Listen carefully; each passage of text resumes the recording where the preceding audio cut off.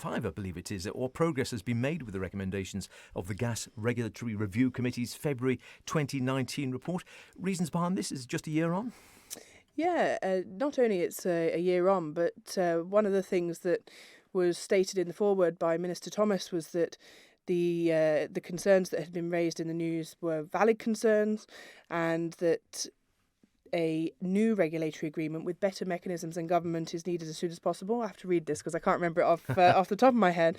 And this means that negotiations for a fairer charging structure for gas customers should be concluded urgently. So we've got as soon as possible, we've got urgently, and we're a year on, and not much has happened, seemingly. Do you think there should be, well, A, would you like to see more impetus, and have you particular concerns about the fairness of the pricing policies?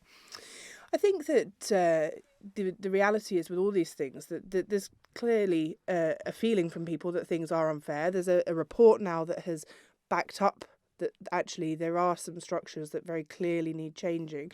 There's a number of stakeholders. There's the Manx Gas. Obviously, they have their own desire to operate in a business format and to make money. Equally, there's the government who have some clear rules by which they should operate.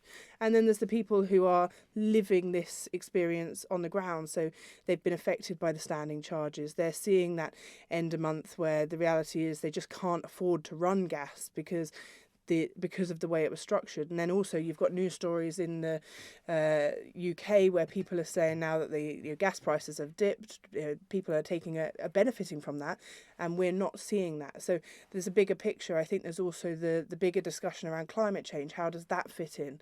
And so I just think we really need an update on where are we at in terms of the recommendations in light of that urgency that was very clear from Minister Thomas at the time. Do you think it's sort of one of these ones where you're damned if you do, damned if you don't, no matter what sort of pricing structure Manx Gas are going to have there or how they actually do it, someone somewhere is going to be upset? I think we're always going to be affected because we don't have the large number of providers that you might have in the UK where people shop around. You get companies that make money off the back of shopping around on your behalf even. I don't think we're ever going to have that, and I think there will always be a degree of discomfort over that. So that's why it's so important that we get the government's involvement in this right in terms of the amount of profit that can be made by Manx Gas when delivering that service. And that for me is such a key part of this. We don't want a situation where they can make profits, but at the cost, and the cost is the very real cost of people not being able to put their gas on and to be able to afford those bills. And they then have to make decisions over whether they pay the gas bill or whether they buy food or whether they're reliant on food banks. So I think there is a bigger picture, and there's a social responsibility from the government side to make sure that we get that framework right. It sounds like Mr. Thomas might have something to say. He was on Manx Radio earlier today and said that, yes, he had a statement, but was being very tactful and said, I'm not going to say anything now on the radio, but I will be making a statement tomorrow. Yeah, and I think that, we have a question in. This is our opportunity where we can put those questions to ministers, and I think that's a very important part of the process. It's not just me. I know that Mr. Hooper has a question, and Minister Thomas has requested that he answers those together with a broader picture, which certainly is something that I'm content with. From my point of view, I just want to understand where are we with this, what's actually happening. There's lots of rumours about who may or may not be involved in terms of the OFT keep getting banded around in terms of what involvement they have.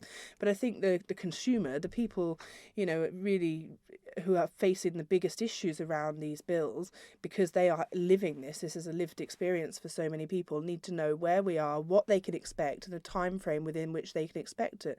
Because when a government report comes out that says that things should happen as soon as possible and that they're urgent, and then there's a large period of time, a year in this case, that has elapsed, I think they lose confidence in what urgent means.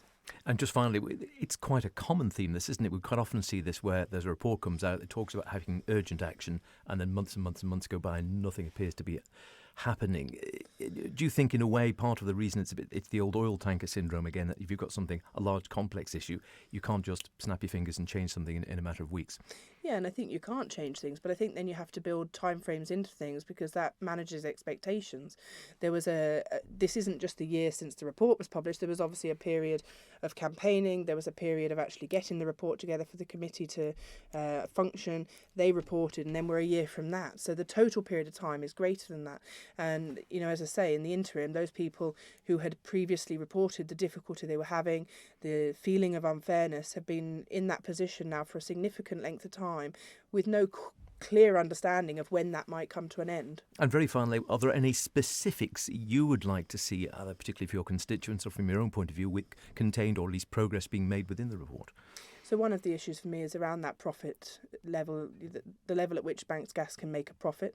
And I think that it's widely accepted that the current level is too high. And I think that's something where there needs to be information around, you know, what are we hoping to achieve through that. The way in which the standing charges are administered. I know that people are uncomfortable with the standing charges, but equally by just removing them entirely, you then have another sector of people who stand to lose out. So it's looking at a flexible system in terms of making sure that people who really struggle to afford gas and other utilities are considered within that so that there are options for them. So I think there's a number of things that for me are fairly key in this regard. But until we see how this is going to be implemented, it's difficult to comment on the parts that we may or may not be uncomfortable with.